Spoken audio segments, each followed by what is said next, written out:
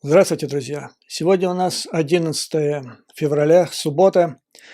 И сегодня с утра я внезапно обнаружил в европейском издании американского ресурса «Политика» статью, которая называется «Коррупция, мошенничество и министр обороны Украины». Мне показалось странным. Я посмотрел американский вариант сегодняшнего выпуска, вчерашнего выпуска, и там такой статьи я не нашел.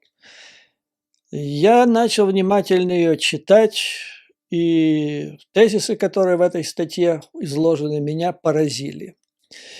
Поэтому я считаю необходимым рассмотреть с вами эту статью, прокомментировать и понять, почему она была написана и что там, собственно говоря, о чем там идет речь.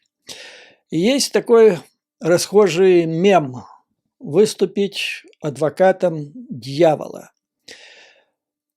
Я на данном случае, в общем, мое такое впечатление общее, что эта статья, ну вот если бы Резников предстал перед американским судом или украинским судом, то эту статью вполне мог бы использовать для его защиты адвокат.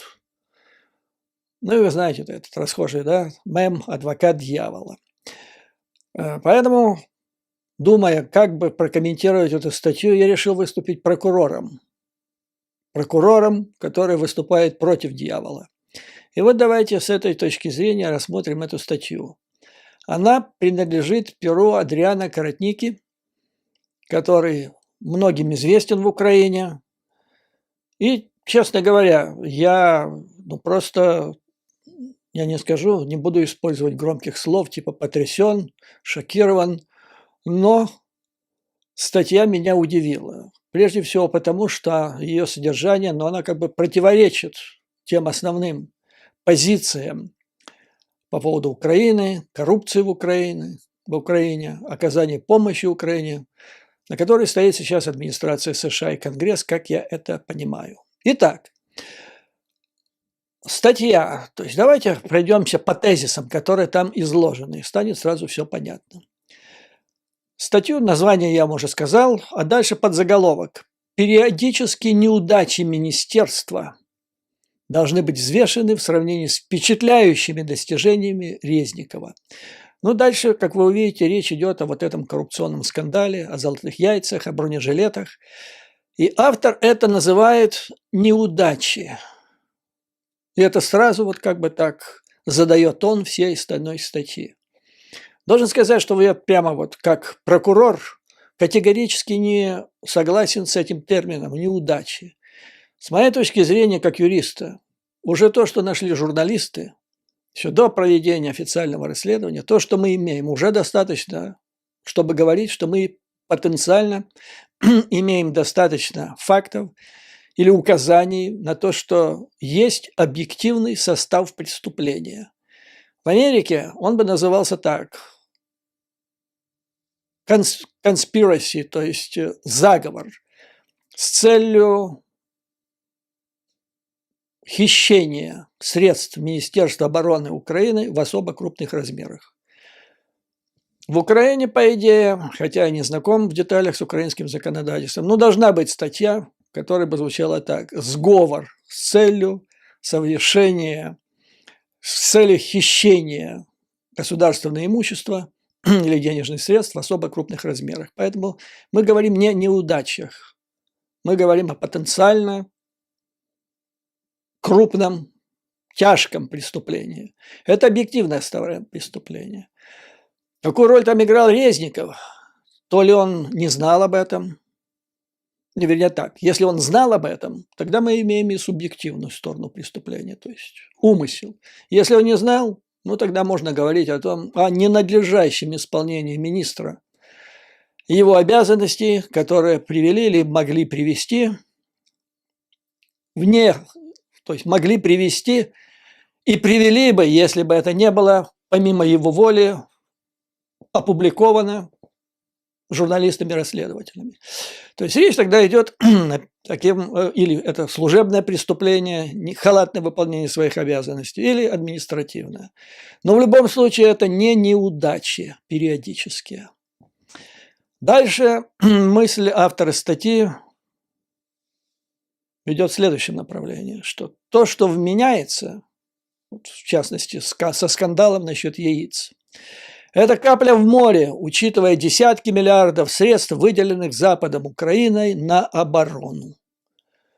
Ну, то есть получается, что раз это капля в море, то, ну, что там, не все же украли, не все же собрались украсть по сравнению с десятками миллиардов средств. Я напомню вам, что по подсчетам американцев эти десятки миллиардов составляют в настоящий момент 104 миллиарда. А капля в море, о котором говорится в статье, это, ну, я посчитал 4 миллиарда. При отсутствии данных официального расследования, которое, я не знаю, началось оно или еще даже не началось, по подсчетам журналистов-расследователей, согласно этому контракту, на эти золотые яйца предполагается похитить около 4 миллиардов гривен, что в переводе по нынешнему курсу составляет 108 миллионов долларов Соединенных Штатов. То есть, вопреки мнению автора статьи, я думаю, что это не капля в море, это особо хищение или попытка, намерение, конспираси, сговор в хищении государственных бюджетных средств в особо крупных размерах. И то, что они значительно меньше 104 миллиардов общие, то это никак не уменьшает самой тяжести преступления. То есть, потому что если следовать вот этот тезис, что это капля в море, поэтому что там обращать внимание, там же десятки миллиардов. То есть, если следовать этой логике, то Резникову еще сотоварищи надо еще и спасибо сказать, что не все 104 миллиарда собрались украсть. Или же украли у вас кошелек из кармана, там лежало 100 долларов или 1000 гривен. Надо сказать вору спасибо, он же еще убить мог, не убил же, значит спасибо. Или грабитель зашел в банк, снял кассу, в кассе было 100 тысяч долларов, и он ушел. Ну за что его преследовать? В банке же в сейфе лежало 2 миллиарда, но он же их не взял, поэтому спасибо ему и все, отпустить, еще и спасибо сказать. Дальше. Тезис третий этой статьи. Резников также утверждает, что если имело место завышение цен на определенные продукты питания, то только в одном из 8 контрактов. Ну хорошо, это те контракты, о которых известно в последнее время, на которые ссылался Резников. Ну, во-первых, из 108 миллионов долларов достаточно, наверное. Еще не хватало, чтобы в каждом из этих контрактов было по 108. Далее. Люди, источники, которые неплохо знакомы с работой Министерства обороны изнутри, и результаты его, так сказать, внешней деятельности, они указывают на то, что основные деньги, и если там есть казнократство, то основное, где оно может проходить, это в самой секретной части работы Министерства обороны, где речь идет о закупках вооружений. То есть американцы и европейцы дают Министерству обороны деньги Украины, делают это открыто. Вот до этого весь процесс выделения этих средств и передачи идет открыто. Как только они поступают в Министерство обороны, их тут же засекречивают от тех же американцев. И когда американцы говорят, мы хотим посмотреть, куда это пошло и как, им говорят, а это государственная тайна. Что, с моей точки зрения, совсем нелогично, неправильно.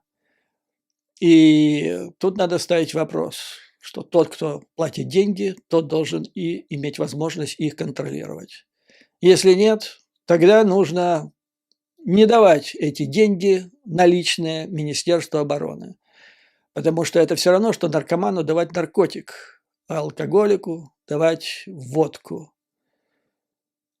Это не должно быть бесконтрольно, потому что это создает зависимость, вот как наркотическая зависимость, так и здесь. Вот клептократу даешь деньги, они бесконтрольны, оно покрыто тайной все. Ну как же тут не украсть, понимаете?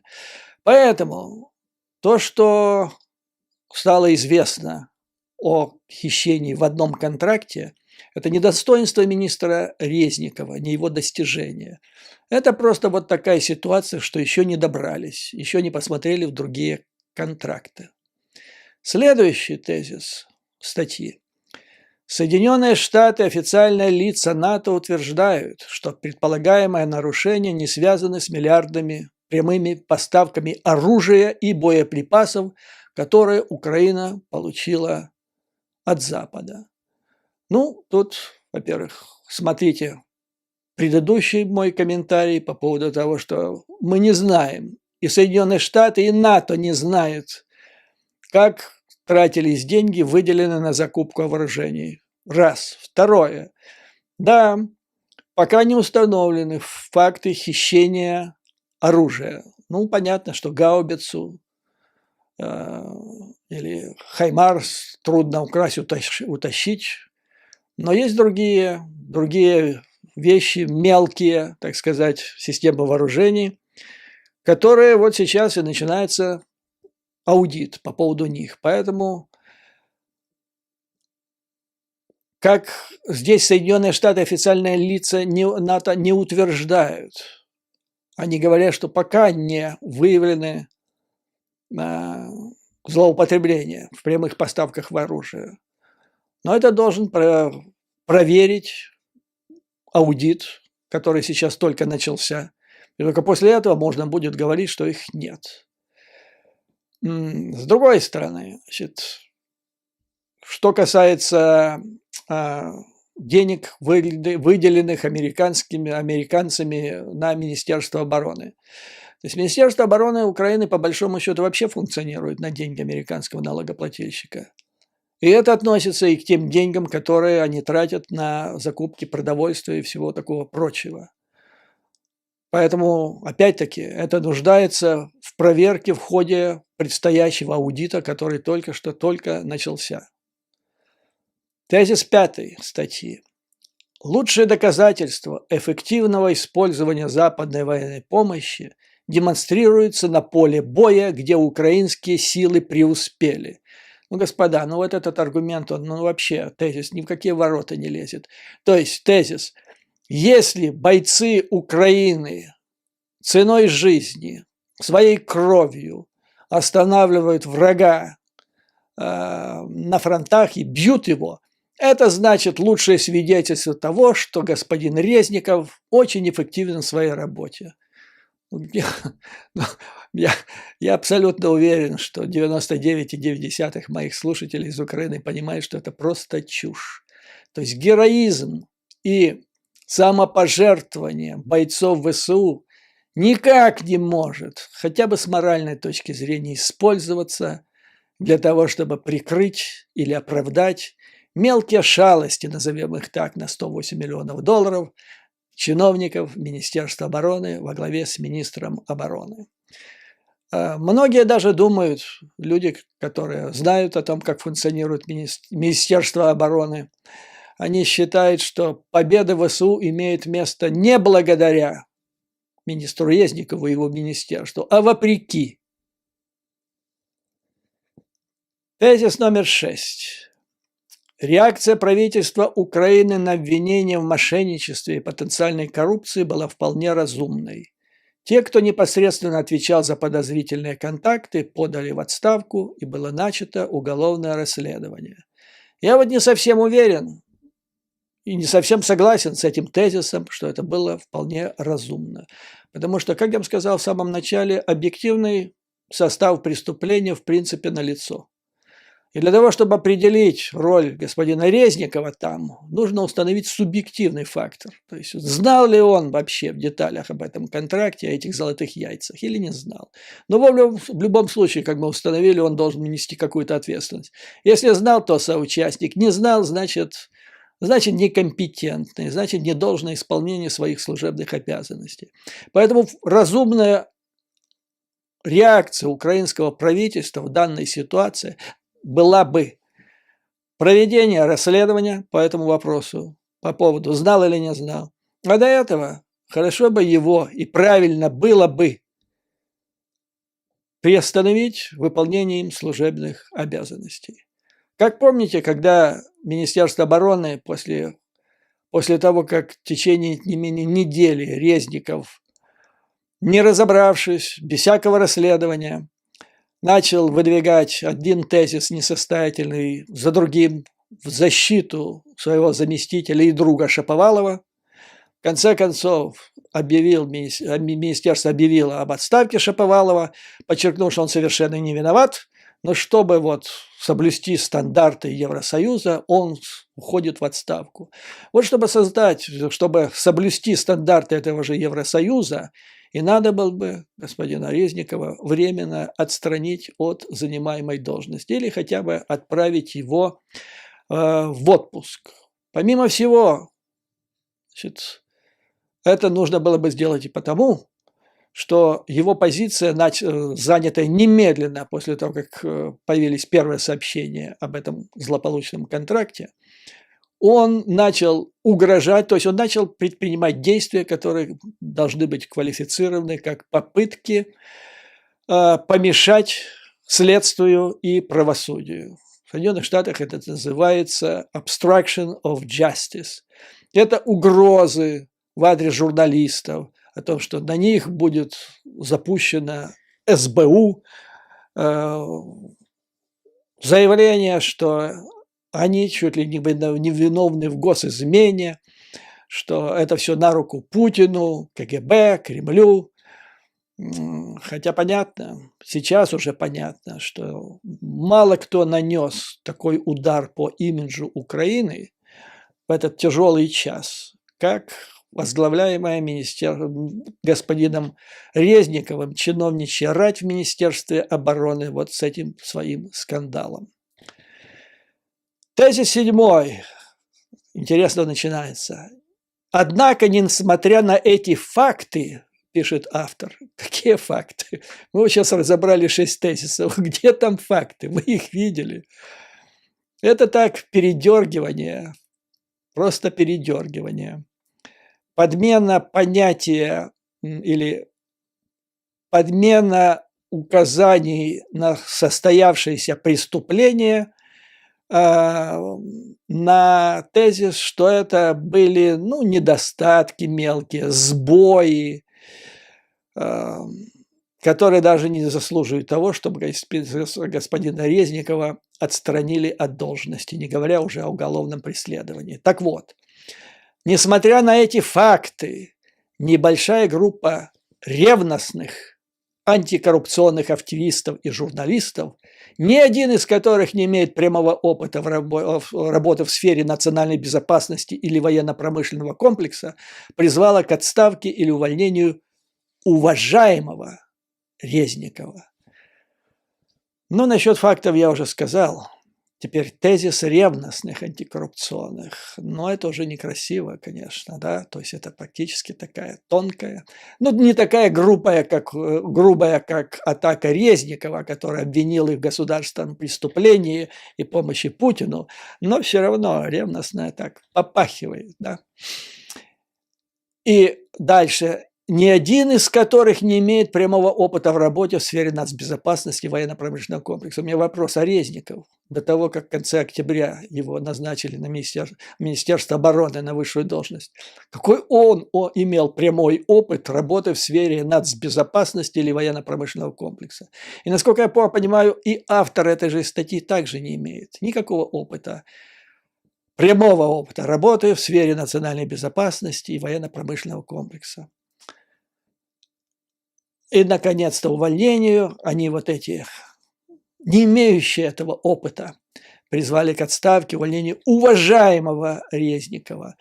Но я должен с прискорбием сообщить автору этой статьи, что насчет уважаемого он погорячился. Я могу об этом судить хотя бы по тем откликам, которые пишут мне мои зрители в огромном количестве, который свидетельствует о том, что у Резникова с уважением, мягко говоря, неважно. Просто неважно.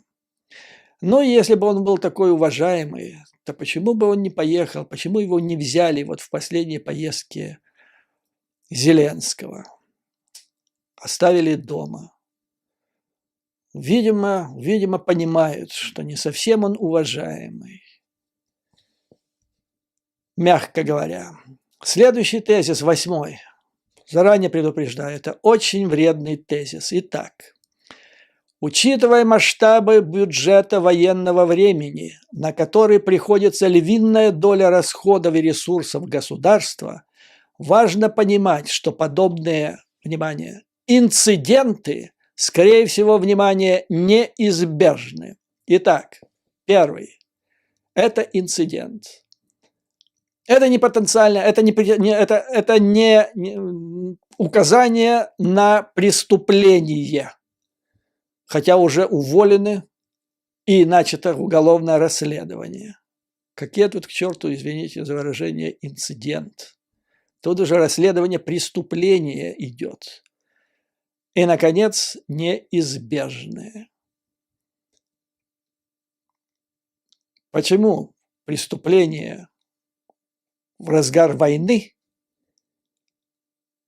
преступление, выразившееся предполагаемой, подозреваемой растрате бюджета Минобороны в особо крупных размерах, почему они неизбежны? И дальше автор объясняет, ссылаясь на, был такой при Рейгане Эдвард Лутвак, который был в Министерстве обороны, работал таким стратегом. Ему принадлежит фраза: «Если ценой мудрой стратегии и лучших оперативных методов и более изобретательной тактики является пренебрежение микроуправлением, то так тому и быть». Вот что, какую фразу автор использует для подкрепления своего тезиса, согласно которому, по сути дела, воровство в особо крупных размерах в Министерстве обороны неизбежно. Давайте разберем этот тезис. Почему? Ну, во-первых, значит, тут господин Лутвак пишет по поводу микроуправления, что можно пренебречь микроуправлением, если в результате будет более мудрая стратегия, лучшие оперативные методы и более изобретательная тактика вооруженных сил страны. Но, пардон, микроуправление и хищение в особо крупных размерах – это совершенно разные вещи, позвольте мне вам сказать. То, что совершено было под руководством, вернее, под эгидой, под общим руководством Резникова как министра, никак не являлось с этими золотыми яйцами. Это не микроуправление. И я не знаю, вряд ли кто найдется, кто вам может объяснить, каким образом вот эта продажа яиц на килограммы по 17, каким образом ее результатом станет цена более мудрой стратегии, лучшие оперативные методы и более изобретательная тактика Министерства обороны. Это же полная чушь. То есть преступление нельзя воюющей страны, Министерства обороны, оправдывать мудрой стратегией. И эта мудрая стратегия и лучшие оперативные методы, значит, автор пытается объяснить контракт с золотыми яйцами. Я думаю, что это совершенно несостоятельный тезис. Тезис номер 9, он еще более вредный. Звучит он так. На фоне нынешних обвинений и украинская общественность, и западные друзья страны должны признать, что в системе управления вооруженными силами время от времени будут проходить сбои. Внимание, сбои.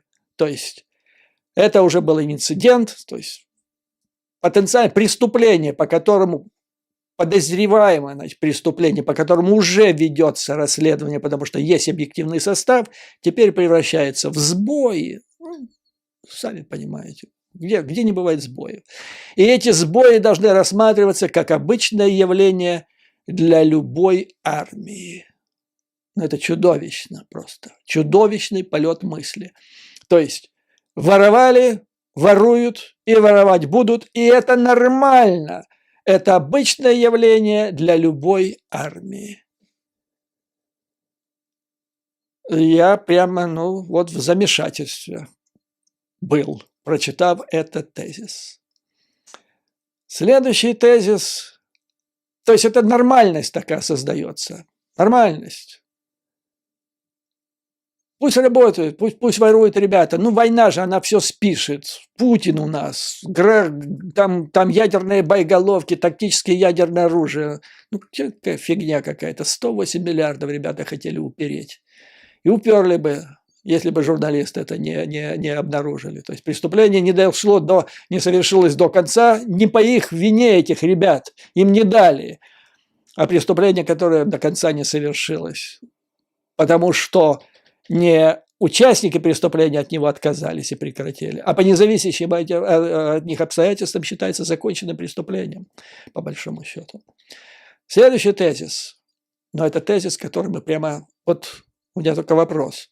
Это с Банковой написали или просто мнение автора статьи совпал с мнением Банковой? Периодические сбои в работе Министерства обороны необходимо взвешенно оценивать на фоне впечатляющего послужного списка Резникова. И тут зал встает и разражается бурными аплодисментами. Помимо президента Украины Владимира Зеленского, он стал самым эффективным защитником военной помощи Запада, а его убедительные аргументы завоевали доверие западных союзников. То есть надо наградить Резникова. Это шутка такая, да? Надо его наградить. Такие впечатляющие успехи. Ну, я не думаю, что моим зрителям нужно долго рассказывать, почему этот тезис в корне неправильный. Потому что они все прекрасно понимают, что правительство и США, и все другие западные правительства, они работают не с людьми, индивидуумами, а с институтами. Хорошо это или плохо, это десятое дело, но это так. Поэтому вместо Резникова был бы Вася Пупкин или Петренко, Сидоренко, Иваненко. Результат бы был тот же самый. Сколько мы с вами обсуждали, как определяется пакет помощи Украине.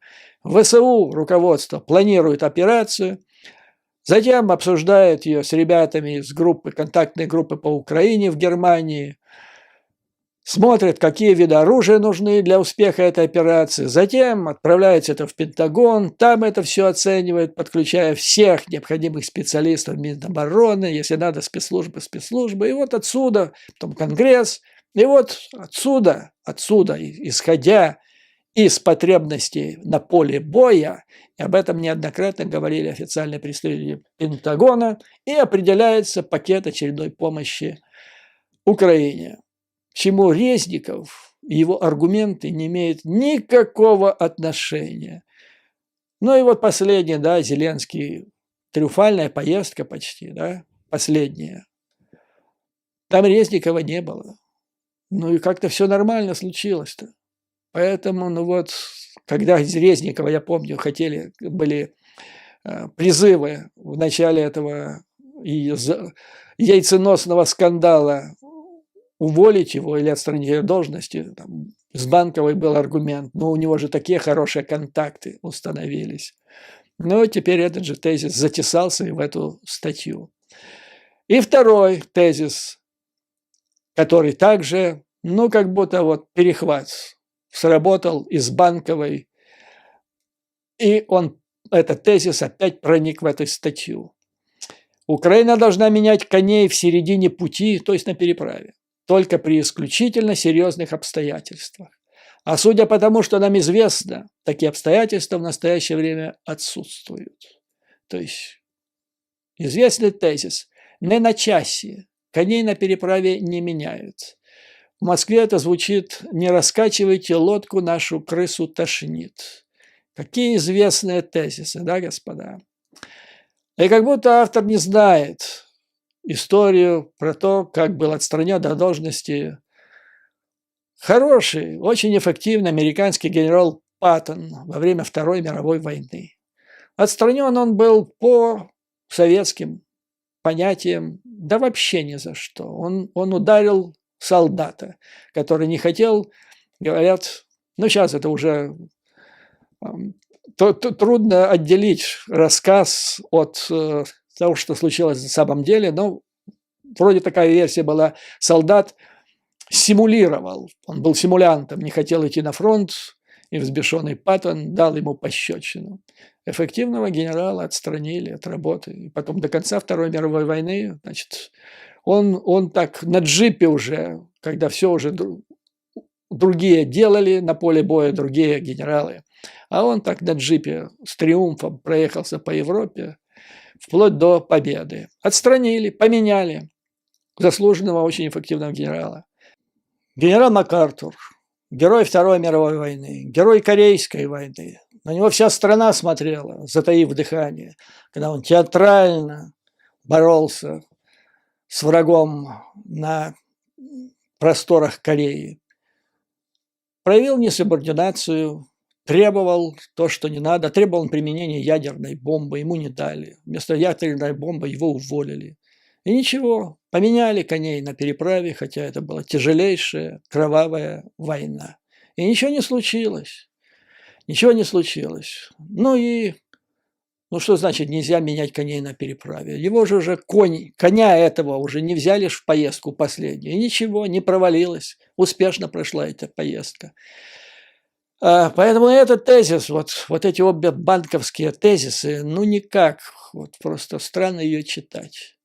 Какие я мог бы сделать выводы из этой статьи? Вывод первый. Изложенные здесь советы о том, что это не преступление, а сбой, инцидент. И капля в море 108 миллиардов по сравнению, 108 миллионов по сравнению со 104 миллиардами. Поэтому это нормальное явление, еще будут такие, будет продолжаться. Это самый плохой совет и месседж, который сейчас от американского журналиста, вернее не журналиста, гражданина, должен поступать в Украину. Тем более, что он в категорическом противоречии находится с позицией правительства США и Конгресса. Я очень сомневаюсь, то есть в этом тезисе как бы происходит подмена идеи борьбы с коррупцией тезисом о том, что это нормально. Не надо бороться с коррупцией, все нормально, ребята. Это убийственный тезис, но он никак не прокатит ни в администрации, которая недавно послала 3 генеральных инспекторов в Украину, ни в Конгрессе противников Украины, которые пообещали ни цента Украине. И когда это начнется, рассмотрение очередного пакета в конце августа или в начале сентября, вот тезис о том, что это нормально, это капля в море и просто сбой, но никак не прокатит. Наоборот, он послужит тезисом, ах, ребята не понимают, что это на самом деле, ну тогда нефиг им давать помощь вообще. Следующее, значит. Автор является, как там написано, членом Атлантического совета. Очень уважаемая организация. Там друзья Украины. Я там выступал однажды. Но Атлантический совет не отвечает за мнение отдельных представителей этого совета. Так, например, среди членов этого совета были люди или человек, которые в свое время доказывали, что такие российские миллиардеры, как Фридман и Авен, не являются близкими к Путину людьми. И вообще, значит, надо так подходить к оценкам.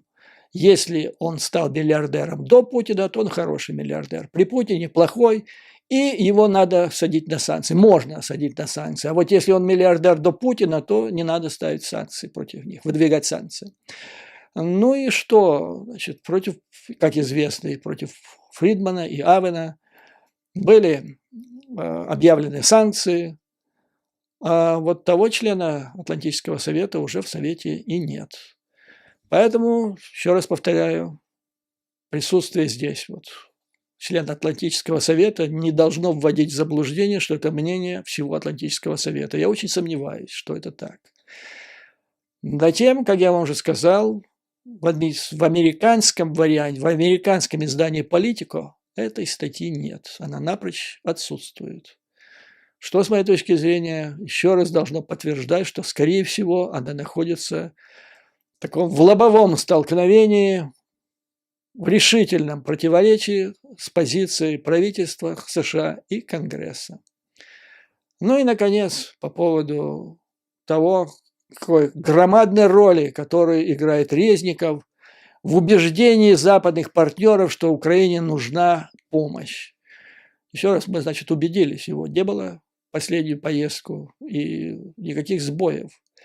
И уверяю вас, что если его заменить на Пупкина и еще кого-нибудь, никаких сбоев не будет. Должность, лицо там, личность министра обороны совершенно никак на количество помощи на величину не поменяет. И вообще в этой ситуации лучше бы Резникову сидеть дома, а не болтаться по заграницам и красоваться в свете Юпитеров, а заниматься своим собственным Министерством обороны, поскольку вот мне поступает огромнейшее количество жалоб от бойцов, ветеранов. Бойцы жалуются на то, что они мерзнут в окопах, потому что Министерство обороны не обеспечивает их. Бойцы, которые идут за линию фронта и приобретают все на свои средства, тоже как-то не впечатлены успехами Министерства обороны. Ну а последний скандал по поводу того, как поступает, что вытворяет Министерство обороны с ветеранами в плане оказания прохождения ими медицинской помощи, оказания прохождения, значит, освидетельствования и так далее. Но это вообще колоссальный скандал, просто колоссальный. Вот президент Байден в своем недавнем выступлении перед Конгрессом, он вообще поднял вопрос, он привел количество самоубийств, которые совершают ветераны различных войн американские, в связи с тем, что эти боевые действия произвели колоссальный удар по их психике, то есть к ним нужно особое отношение, особое внимание, особый уход со стороны государства. Это помимо того, что они и так, по сравнению с тем, что в Украине, какое им оказывают внимание и как их обслуживают, в Соединенных Штатах на голову это все лучше поставлено и выше, да? И тем не менее, требуется улучшение. А вот то, что пишут ветераны, что они испытывают сейчас с прохождением этих медицинских комиссий, освидетельствования, это просто... это свидетельство просто о наглом, тупом, бессердечном отношении чиновного люда Министерства обороны к ветеранам и к выполнению своими обязанностей. Вот этим бы господину Резникову и заняться бы, и тогда, может быть, когда-нибудь он станет уважаемым человеком среди солдат ВСУ и ветеранов.